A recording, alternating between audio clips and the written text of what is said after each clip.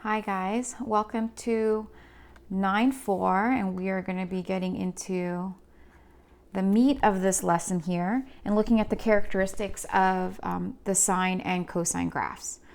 Okay, so from the graphs that you guys drew in the last videos, I'm going to take a look here at the graphs that are given in the book. These are on page 486. Okay, so here's my sine graph, my parent function, and then here's my cosine. So the first thing is to look at are the domain and range. Okay, so for the domain of the sine graph, if you look at it, the domain up here, notice the arrows that are here on the side, they go on and on, so that means the domain is going to be all real numbers.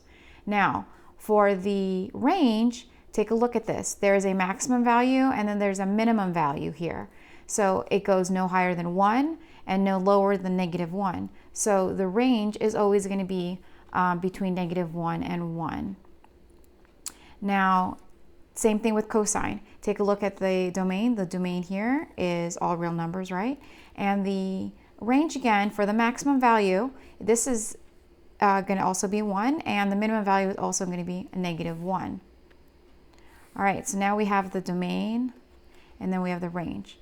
Okay, new vocabulary, amplitude. So the amplitude of each graph is half the difference of the maximum and minimum value. What does that mean? What it means is, it is the distance from the x-axis, so this is the amplitude, to the maximum point for this graph for the parent function is going to be 1. Okay, so what it means is half the distance of the maximum and the minimum. So between the maximum and the minimum, it is actually 2. Half of that is 1. But you can also think of it as this picture shows you here. The amplitude is the distance from the x-axis to the highest point. All right, next word, periodic. Each function is periodic, which means that it has a repeating pattern. The shortest repeating pattern is called a cycle, but you're going to hear me refer to it a lot as being called a period. So the horizontal length of each cycle is called a period. Now the graph that is here, each period is 2 pi. So that means a full cycle. So from the start here at the x-axis, from the start, so I'm going to start here. I'm going to go up to the maximum. I'm going to go down here to the minimum, and then back up here to the x-axis.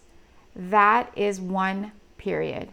Okay? And in the parent function of sine, 1 period occurs in 2 pi. It is 1 full cycle. Okay. Now, the x-intercepts for the sine and for the cosine. Let's move forward here to this graphic on page 487.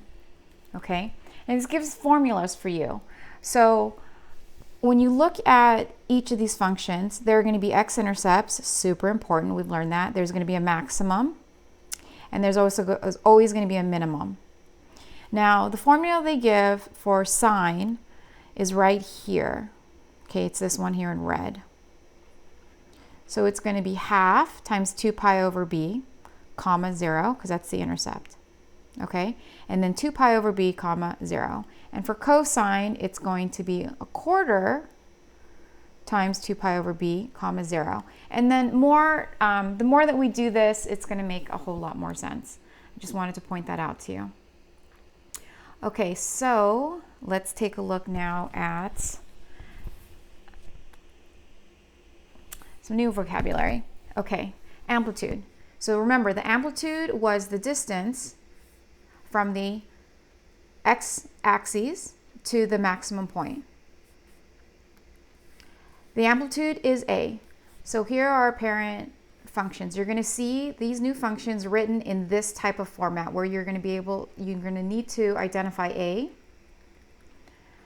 and bx. And I like to put parentheses around there because I know that's what it should look like. Sorry for the messiness. And then for cosine, it's going to be A is the amplitude. It'll be in front. And then cosine parentheses B of x. Okay, so the amplitude's pretty easy. It's a number that's right here in front. Okay, you're going to get that. Now the period. The period is going to be 2 pi divided by the absolute value of the number that's here in front. okay, which is b. All right, so let's do the first example here, which is example 1. Identify the amplitude and period of g of x equals 4 sine of x, then graph it. Okay, so let's take a look at it first.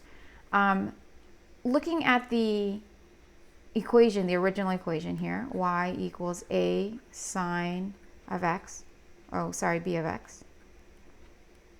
Let's do that over again. There is, I know you guys miss my computer talking to you. So sine of bx. Okay, so the amplitude is pretty easy. It's right up here. Okay, so the amplitude, which is a, is going to equal 4. Now that means, and we're going to graph this in a minute, between the x-axis and the highest point, it's not 1 anymore. The range has changed. It's now going to be 4. Okay, and then let's do the period. So to find the period, remember, let's look at the formula again. Okay, it's 2 pi over the absolute value of b. So 2 pi over the absolute value of b. All right, in this case, there's nothing sitting here in front of the x, but there really is. It's a 1. So the period is going to be 2 pi divided by 1. So the period is going to be 2 pi, which means there's going to be 1 full cycle between 0 and 2 pi. Okay, now you guys are going to need to open up another window, and I want you to go to Desmos. You can log in with your single sign-on. It works fine. All right, so let's learn a few things here about Desmos. Okay, we're going to put our, let me change my mouse here. All right, let's put in the parent function. We always want to have the parent function to compare everything. So y equals sine of x. Okay, that's in red. Now there's some things that you're going to need to change. So go over here to the little tools. We're going to change some settings. Okay, now remember the x-axis. What did we have it before? We had it between negative 2 pi, and to put pi, you just type in pi on your calculator, and it'll bring up a pi, to positive 2 pi. Now, to make it look like the graph that you guys are learning how to make, you're going to look here at step. And each of the steps was pi over 6. And, oh, I forgot to say, make sure it's in radians. Super important. Okay, let's go back to our graph here. Now, it doesn't quite look familiar, but I'm going to zoom in a little bit. Haha, that should look really familiar to you now. And make it a little bit bigger. So I can scoot it over here to the left, right? And then over to the right. So let's look at this. 1 full period, let me zoom out again, is between 0 and 2 pi for the parent function. We already knew that. So now let's do the problem that we're doing, which is example 1. I'm going to put in y equals 4, the amplitude, sine of x. Aha! Let's take a look at this. And I'm going to zoom out a little bit so you could see the whole thing. Oh, amplitude, yes. Between the x-axis up to the maximum point, it's 4 now. Okay, see how it's stretched up to be 4? Okay, vertical stretch up here. And then the period we had said was still 2 pi, which means 1 full cycle. So let's try this again. So we'll start here at the origin. We're going to go up to the maximum, go down. We're not quite done with 1 full cycle. We're going to come back down here, and now we're at 2 pi. So we finished 1 full cycle. Great. So if we were in person, I would have you graph this by hand so that you have a much better understanding as you go into pre-calculus and calculus. But right now, for now, we'll be using Desmos. Okay, let's move on to graphing a cosine function. So I'm doing example 2 on page 488. Identify the amplitude and period, okay, of this function, then graph it. We'll do that in Desmos in a minute. And describe the transformation. So let's write down the parent functions that we can, it's going to be, y equals a, right, cosine of bx. Okay, amplitude. Amplitude is the number that sits right here in front. Super easy. you're going to find out that it's a half. Now remember what that means. That means between the x-axis and the highest point, it only goes up to a half. Did that shrink or stretch from the parent function? It shrank. Okay, we'll take a look at that. Now let's figure out this part. Okay, the period. Now remember, again, let's go backwards a little bit. 2 pi over the absolute value of b. Okay, so 2 pi over the absolute value of b. B here is a little tricky. Now remember, pi is not a variable, it is a number, right? 3.14159. So so this number right here, okay, that's going to be b. So we're going to do 2 pi, right, divided by b, which is 2 pi, and that equals 1. All right, so what does that mean? Well, let's take a look at it. Let's flip over to Desmos. Okay, I'm going to change my mouse here. I'm going to hide these, move it over. Okay, so now let's put this in. Let's put in the parent function for cosine. Cosine of x.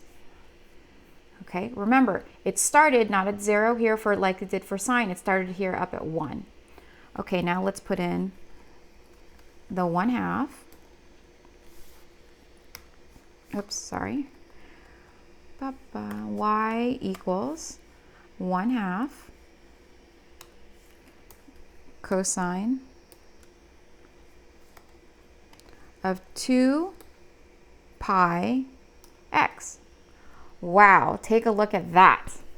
Okay, so let's explore what this means. I'm going to zoom in a little bit so it's a little bit easier to see. Zoom in. Okay, so first, the original, okay, remember 1 period for the parent function was 2 pi. So let's zoom out so that you can see that. Starting here at the maximum, going back down here to the minimum, and then we're going back up, okay, right here. That is 1, so I'm just going to draw a line here so you guys can see it, and I'll do it in green. Okay, so the green is the parent function. So between here and here, between 0 and 2 pi, for my parent function, that is 1 period. Okay, now let's take a look at the purple one. Now remember I said that the period, let's go back here, is 1. All right, what does that mean? Well, remember pi is a number, okay? So it's 3.14, 3 and some. So I'm going to zoom in here a little bit. We're going to find out where 1 is here on my graph. Oops, let me erase that mark. Doesn't work. Okay, so let's look here. I'll do it in purple. Okay, oh, amplitude, 1/2. Okay, I got that. That worked. Okay, we did that. Now, from here, we're going to go back down through the x-axis to the minimum. We're not quite done, right? And then we're going to come back up here, and where the maximum is going to be about right here. Well, pi over 3. We'll take your calculator. Let's take a look at what pi over 3 is in decimal form. So I have pi divided by 3, and that comes out to be 1.047. So that means this maximum right here, which is about 1, just shy of this area, that is 1 period. And it's really nice here to do it in Desmos because it's easy to put on, to be able to compare it with the parent function.